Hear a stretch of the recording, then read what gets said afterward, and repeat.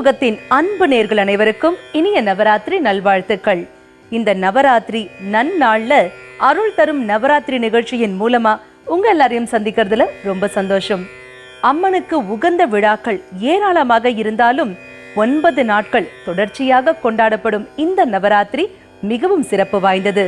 சிவபெருமானை தரிசிக்க ஒரு நாள், அது சிவராத்திரி. அம்மனுக்கு உகந்ததோ 9 நாட்கள், அதுதான் நவராத்திரி. இந்த நவராத்திரி மிகவும் விமர்சையாக கொண்டாடப்படுகிறது. நேத்து நம்ம அருள் தரும் நவராத்திரி நிகழ்ச்சியில கோலு வைக்கும் போது எந்தெந்த படியில எந்தெந்த பொம்மை வைக்கணும், செலிபிரிட்டி வீட்டு கோலுன்னு நிறைய இன்ட்ரெஸ்டிங்கான விஷயங்களை பார்த்தோம் இல்லையா? அதே மாதிரி இன்னைக்கும் நவராத்திரி குறித்த நிறைய விஷயங்களை பார்க்க போறோம். வாங்க பார்க்கலாம்.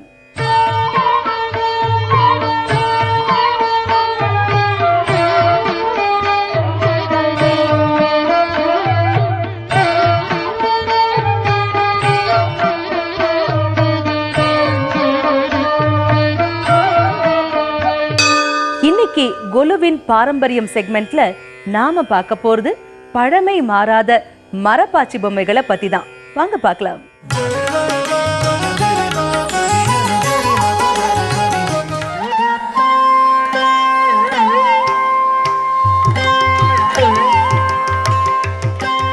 இன்னைக்கு கோலுவின் பாரம்பரியம் பகுதியில நாம பார்க்க போறது மரப்பாச்சி பொம்மைகள் பத்தி தாங்க.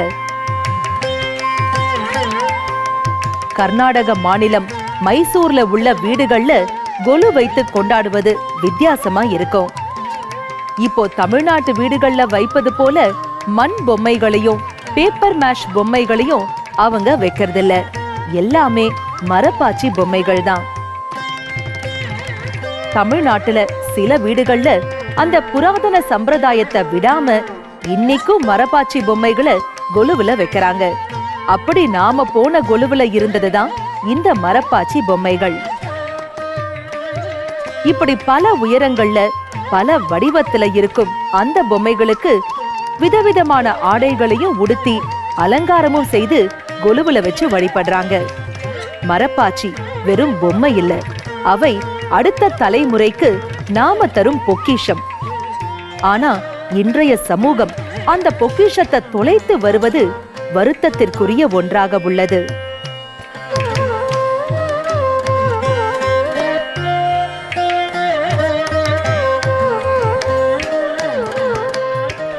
மரப்பாச்சின்றது ரொம்ப ட்ரெடிஷ்னலான ஒன்று.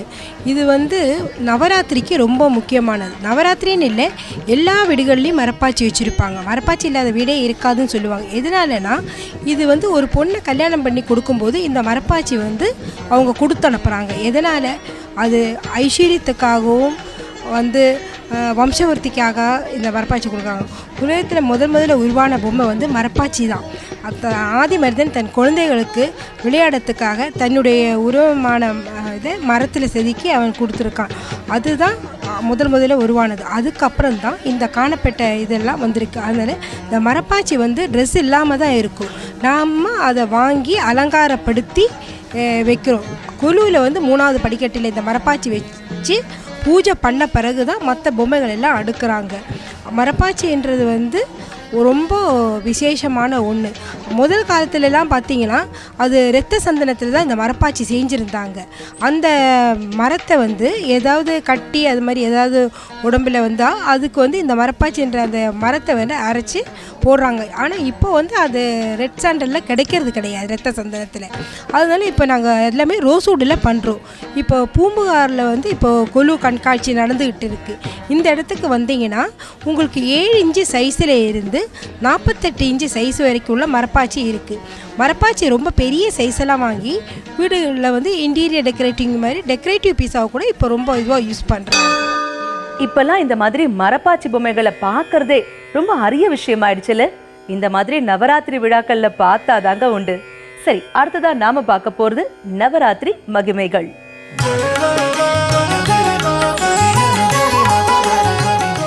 நவராத்திரியின் 5ஆம் நாளான இன்று லக்ஷ்மி வழிபாட்டின் 2ஆம் நாள். இந்த நாளை குறித்து ஜோதிஷாச்சாரியார் திரு மகேஷையர் நமக்காக என்ன சொல்ல போறாரு? வாங்க பார்க்கலாம். நித்ய சகல கல்யாணி சர்வைஸ்வர்ய போகமோக்ஷிணி பிரதாயணி மகாவிஷ்ணு ஸ்வரூபிணி மகாலட்சுமி தேவி நாராயணி.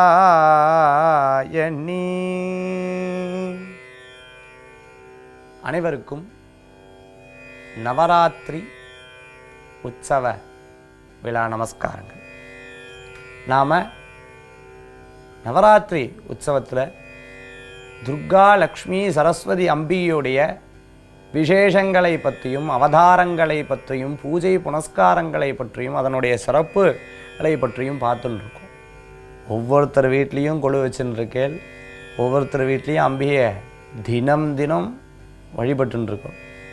நம்ம விளக்கில் ஆவாகனம் பண்ணி வழிபட்டிருப்போம், இப்போ கலசத்தில் ஆவாகனம் பண்ணி வழிபடுறோம். அடுத்தது அம்பாளை பார்த்துட்டேன்னா படியை வச்சு கொழுவாக வச்சு ஆவாகனம் பண்ணி வழிபடுறோம். இப்படி ஒவ்வொரு ரூபம் வழிபட்டிருக்கோம். ஆதிசங்கர பகவத்பாதால் அந்த அம்மாவுக்கு எப்படி அனுகிரகம் பண்ணுறா அப்படிங்கிறத நான் சொல்லியிருந்தேன் நேற்று. இன்றைக்கி அதனுடைய தொடர்ச்சியை பற்றி நம்ம பார்க்க போகிறோம். அந்த மாதிரி அந்த அம்மா வந்து உருகின்னு இருந்தா, ஆஹா இங்கே வந்தாச்சு நான் என்ன பண்ணுவேன் அப்படின்னு உருகின்னு இருந்தா, இங்கே வந்து சப்தம் கேட்டாச்சு, பகவத் பிக்ஷாம் தேஹி கேட்டாச்சு. அந்த அம்மாட்ட ஒன்றும் கிடையாது, பாத்திரத்தை திறக்கிறா, ஒரு பொருக்கு சாப்பாடு கிடையாது, தண்ணி கிடையாது, ஒன்றுமே கிடையாது. ஆகா நான் என்ன கொடுப்பேன்னு மனம் அடிச்சுண்டு அலைபாயறது. இப்போது சட்டுன்னு ஒரு ஞாபகம் வந்தது, ஆஹா மாட்டு கொள்ளையில் நெல்லிக்காய் மரம் இருக்குது, இந்த நெல்லிக்கனியை கொண்டு போய் நம்ம கொடுத்துடுவோம் அப்படின்னு சொல்லிட்டு குடுன்னு ஓடுறா. அந்த நெல்லிக்காய் அப்படி இப்படி தேடுறா. அந்த இடத்துல நெல்லிக்கனி இருக்குது, அதை மட்டும் எடுத்துகிட்டு வரா. எடுத்துகிட்டு வந்து கீழே குமிஞ்சுண்டு அந்த குழந்தைய பார்த்து சொல்கிறா, அம்பி எல்லாம் பூர்த்தி ஆகிடுத்து, எல்லாம் நிறைஞ்சிருக்கு, பூர்த்தி ஆகிடுத்து, இந்த நெல்லிக்கனி உனக்காக கொடுக்குறேன்னு ஒன்று இப்படி மேலே பார்க்குறா. அப்படியே ஆதிசங்கர் கண்ணில் அவ்வளோ ஜலம் கொட்டுறதான், இந்த அம்மா கண்ணிலே அவ்வளோ ஜலம் கொட்டுறதான். அப்போ ஆதிசங்கர் அந்த குட்டி குழந்தை சொல்கிறது, அம்மா உனக்கு சாப்பிட்றதுக்கு ஒன்றுமே இல்லை, ஆனால் எனக்காக எதுவும் இல்லைன்னு சொல்லாமல் நிறைஞ்சிருக்கு, அதே மாதிரி இந்த கனியை கொண்டு வந்து கொடுக்குறியே, உனக்கு அம்பிகை எப்படி இந்த மாதிரி வறட்சியை விட்டா, எப்படி இந்த மாதிரி விட்டான்னு சொல்லிட்டு கனகதாரா ஸ்தோத்திரம் பாடுறார். கனகதாரா ஸ்தோத்திரம் பாடுறார். அப்படி பாடும்போது அவளுக்கு செல்வம் குளிக்கிறது. அம்பிகைகிட்ட பிரார்த்தனை பண்ணுறா, அம்மா எத்தனையோ வேலையில் இருந்துட்டு இருப்ப, எல்லாத்துக்கும் செல்வத்தை பாரபட்சம் இல்லாமல் கொடுக்கக்கூடியவள். அந்த மாதிரி இந்த பிறவியில் இவளுக்கு என்ன துன்பம் பண்ணாலும் என்ன சிரமமோ தெரியல, இவளுக்கு நீ வந்து அவள் வீட்டில் வாசம் செய்யணும் அப்படின்னு சொல்கிறா. சரசிஜ நிலையே சரோஜஹஸ்தே தவளதராம் சுகந்தமால்ய சோபே பகவதீ அறிவல்லபே மனோஜ்ஞே திரிபுவன பூதஹரி பிரசீத மக்கியம் விஷ்ணுபக்ஷீம் ஷமாம் தேவீம் மாதவீ மாதவ பிரியா லக்ஷ்மீம் பிரியசகீம் தேவீம் நமாமி அச்சுத வல்லமாம். அம்மா அவங்களுக்கு அனுகிரகத்தை நீ தான் தரணும், உன்னுடைய கடாட்சம் கிடைச்சா போதும், எங்கேயோ கோடான கோடிக்கு போயிடுவான்னு சொல்லி மனசார ஆதிசங்கர பகவத்பாடா அம்பாவை பார்த்து பாடுறார், அனுகிரகம் செய்கிறார். அப்படி அனுகிரகம் செய்யும்போது அந்த அம்மா வீட்டில் செல்வம் கொழிச்சு ஒழுங்கிறது. போதும் போதும்னு சொல்கிற அளவுக்கு அந்த இடத்துல கடாட்சம் வந்துடுது, போதும் போதும்னு சொல்கிற அளவுக்கு அந்த அளவுக்கு அவளுக்கு அனுகிரகம் கிடச்சிருது. இந்த மாதிரி நம்ம எத்தனை நிமிஷம் ஆகும் நம்ம வீட்டுக்கு வரதுக்கு சொல்லுங்க பார்க்கலாம். அவ்வளோ பிரார்த்தனை பண்ணுற மகாலட்சுமியை நம்ம பூஜை பண்ணுறோம். சரி, புராதனமாக நம்ம அந்த விரதத்தை பற்றி நம்ம சொல்லிகிட்டு இருக்கோம், நம்ம அதுலேயும் வீட்டில் பூஜை பண்ணிகிட்டு இருக்கோம். சரி, இந்த பூஜை எப்படி பண்ணுறது? நம்ம கலசத்தில் ஃபஸ்ட்டு துர்க்கைக்கு நம்ம வந்து ரொம்ப விசேஷமாக அம்பாளுக்கு மல்லி புஷ்பத்தை வச்சு பூஜை பண்ணுறது வழக்கமாக எடுத்துகிட்டு இருப்போம். சரி, துர்க்கைக்கு அரளி புஷ்பத்தை வச்சு பூஜை பண்ணுறோம். மகாலட்சுமிக்கு என்ன விசேஷமான பூ? அம்பாளுக்கு மல்லி புஷ்பம் உதிரி பூ ரொம்ப விசேஷமானதான். வாசன திரவியம் கொண்ட புஷ்பத்தினால் அர்ச்சனை பண்ணுறது அவ்வளவு விசேஷம். அதுலேயும் குங்குமம் இருக்குது பாருங்க, தாளம்பூ குங்குமம். இந்த குங்குமத்தினால அம்பாளை பூஜை பண்ணுறது அவ்வளோ விசேஷமாக. கந்தத்வாராம் துராதர்ஷாம் நித்தியபுஷ்டாம் கரிஷினீம் ஈஸ்வரீகும் சர்வபூதானாம் தாமிகோபயேஸ்ரயம்னு ஸ்ரீசுக்தத்தில் ரொம்ப அழகாக சொல்லப்பட்டிருக்கு. குங்குமத்தினால மோதிர விரல்னால ரொம்ப அழகாக அம்பாளுக்கு அர்ச்சனை பண்ணுறது. அப்படி அர்ச்சனை பண்ண பண்ண பண்ண அம்பியோடைய அஷ்டோத்திரத்தை சொல்லி சொல்லி சொல்லி அர்ச்சனை பண்ண. ஓம் மகாலட்சுமி நமஹ. எனக்கு தெரியலையே மந்திரம், இந்த மந்திரத்தை சொல்லி பண்ணலாம். ஓம் மகாலட்சுமி நமஹ, ஓம் மகாலட்சுமி நமஹ, ஓம் மகாலட்சுமி நமஹ. இப்படி 108 தடவை அம்பாளை குங்குமத்தினால் அர்ச்சனை பண்ணி, அந்த குங்குமத்தினால் அம்பிகையை போற்றி, குங்குமத்தினால் பாத பூஜையை பண்ணி, குங்குமத்தினால் ஐஸ்வர்ய பூஜையை பண்ணி, குங்குமத்தினால் அம்பாளை பிரார்த்தனை பண்ணி, ஒவ்வொரு மல்லி புஷ்பத்தினால் அம்பாளை அர்ச்சனை பண்ணுறது ரொம்ப விசேஷம். இன்னும் சில வீட்டில் நான் பார்த்துருக்கேன், ரூபா காசு, அந்த ரூபா காசு எடுத்து அம்பாளை வந்து அர்ச்சனை பண்ணுறதை நம்ம பார்த்துருக்கேன். அந்த அம்பாள்னால அர்ச்சனை பண்ணுறது அவ்வளவு விசேஷங்கள் கொண்டதாக இருக்கும். அம்பிகையை பூஜை பண்ணுறது ரொம்ப நல்லது. இன்னும் ரொம்ப சிறப்பு வாய்ந்தது அப்படின்னு சொன்னால் அம்பாளுக்கு ரொம்ப விசேஷம் தேன். இந்த தேன் எடுத்துகிட்டு வந்து அந்த தேனில் ஒரு புஷ்பத்தை முக்கி அம்பாளுக்கு அர்ச்சனை பண்ணலாம். அந்த ஒரு புஷ்பத்தை முக்கி அம்பாளுக்கு அர்ச்சனை பண்ணலாம். துர்க்கைக்கு சொன்னேன் சக்கரை பொங்கல் ரொம்ப விசேஷம்னு சொன்னேன். அதே மாதிரி லக்ஷ்மி அம்பாளுக்கு பார்த்துட்டோம்னா பால் பாயசம் அப்படிங்கிறது அதி உன்னதமான நைவேத்தியம். இந்த பால் பாயசத்தினால அம்பாளை பூஜை பண்ணி, பால் பாயசத்தினால நைவேத்தியம் பண்ணி, அம்பாளுக்கு அந்த ஒவ்வொரு ரூபா காசுனாலையும் அர்ச்சனை பண்ணி, அம்பாளுக்கு ஒவ்வொரு குங்குமத்தினாலையும் உங்கள் மனசார பிரார்த்தனை பண்ணி, தீபஸ்வரூபிணியாக இருக்கக்கூடியவள், அதே மாதிரி கஜலக்ஷ்மியாக இருக்கக்கூடியவள், வீரலக்ஷ்மியாக இருக்கக்கூடியவள், விஷ்ணுலக்ஷ்மியாக இருக்கக்கூடியவள், அந்த அம்பாளை பிரார்த்தனை தனலக்ஷ்மி தானியலக்ஷ்மி ஸ்வரூபிணியாக இருக்கக்கூடிய அந்த அம்பாளை பிரார்த்தனை பண்ண பண்ண பண்ண பண்ண பண்ண அவ்வளவு தீராத செல்வம் கிடைக்கும். இது மட்டும் இல்லை, அம்பாளுக்கு உண்டான விசேஷ மந்திரங்கள் என்ன, துர்க்கைக்கு வந்து விசேஷமான மந்திரம் சொன்னேன், லக்ஷ்மிக்கு என்ன விசேஷமான மந்திரம் அப்படிங்கிறதையும் இனி வரக்கூடிய நிகழ்ச்சியில் பார்க்க போகிறோம். ஓம் மகாதேவ்யே ச வித்மஹே விஷ்ணுபத்னீஷ தீமஹி தன்னோ லக்ஷ்மி பிரச்சோதயாத்.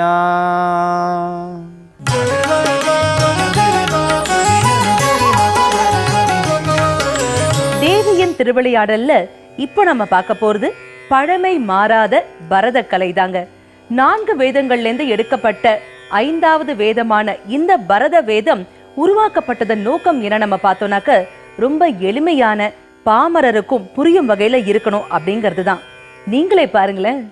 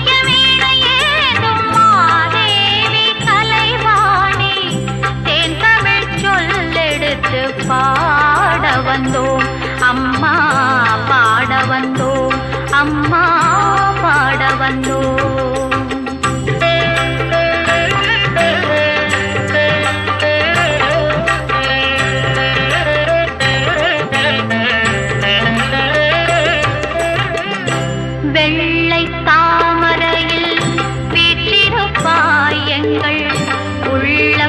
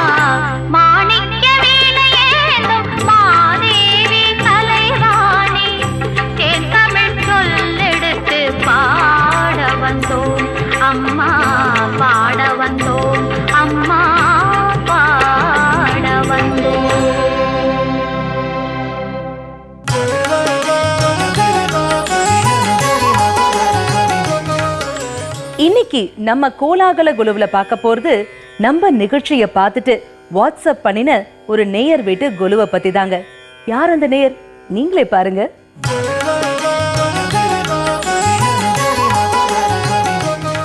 வணக்கம், நான் காயத்ரி கணேஷ். எங்கள் ஆத்துல கோலு வந்து என்னோட மாமியார் காலத்துலேருந்து வச்சுன்னு வரா. எங்கள் அம்மாத்துலேயும் வந்து அந்த பழக்கம் உண்டு. அங்கேருந்து நாங்கள் வச்சுருந்தோம். அப்போ சின்ன பசங்களாக இருக்கும்போது நல்லா ரொம்ப இன்ட்ரெஸ்ட்டாக எல்லாம் வைக்கிறது எல்லாமே உண்டு.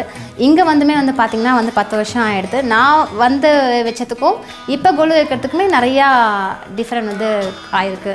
இதெல்லாம் வந்து படிக்கட்டு எப்படி வைப்போம்னா வந்து ரொம்ப இந்த மாதிரி 9 ஸ்டெப் தான் கட்டி ஆகணும்னு இல்லை, அந்த வீட்டுக்கு ஏற்றா போல் சின்ன வீடு பெரிய அந்த இடத்துக்கு ஏற்றா போல் எது கிடைக்கிறதோ அதில் வச்சு கட்டி தான் வந்திருந்தோம். இப்போது 2-3 வருஷமாக வந்து பார்த்தீங்கன்னா வந்து இரும்பு ரேக்கில் வந்து கட்டி கோலு படிக்கட்டு மாதிரி வைக்கிறோம்.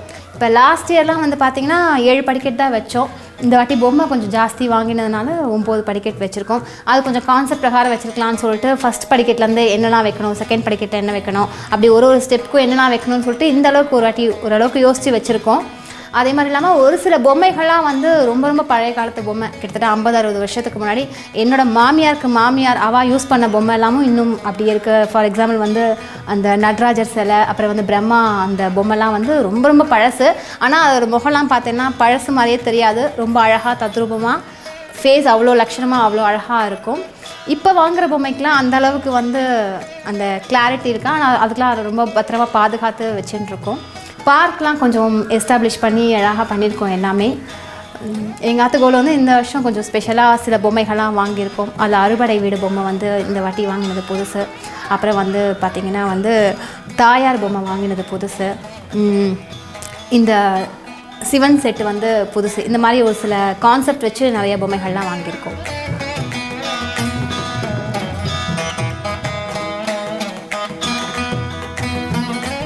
வணக்கம்.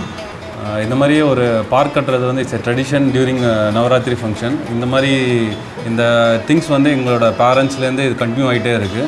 ஸோ வென் ஐ வாஸ் நான் சின்ன பையனாக இருக்கும் போது நான் என்னோடய தங்கச்சி எல்லாம் சேர்ந்து வந்து இந்த மாதிரி ஒரு பார்க் கான்செப்டில் some concept will build and அது மாதிரி கட்டிகிட்டு இருப்போம். இப்போ வந்து இட்ஸ் டைம் டு நம்ம என்னோடய சில்ட்ரன்ஸ் கட்டுறதுக்கான டைம். ஸோ ஆக்சுவலாக எங்கள் வீட்டில் உருவான பார்க் வந்து complete concept of my son. So வந்து along with his uncle he has done this. So எப்படின்னா வந்து ஒரு சென்னை சிட்டின்னு ஒரு கான்செப்ட் கொடுத்துருக்காங்க ஆக்சுவலாக இதுக்கு. ஸோ சிட்டி வந்து என்னெல்லாம் இருக்குன்னா ஒரு கோவில் இருக்கும், ஒரு ஸ்டேடியம் இருக்கும், ஒரு பார்க் இருக்கும், ஒரு ஜூ இருக்கும். ஸோ அந்த கான்செப்டில் பேசிக்கலி வந்து எங்கள் வீட்டு அந்த பார்க் பில்ட் ஆகிருக்கு. ஸோ வந்து both my childrens are contributed to this making of park.